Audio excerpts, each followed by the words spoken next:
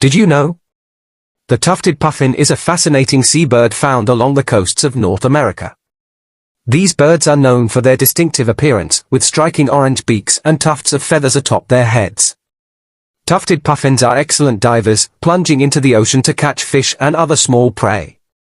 During breeding season, they nest in burrows dug into the cliffs, where they raise their chicks. These social birds are often seen in colonies, communicating through various calls and displays. So next time you're near the coast, keep an eye out for these charming and fascinating tufted puffins.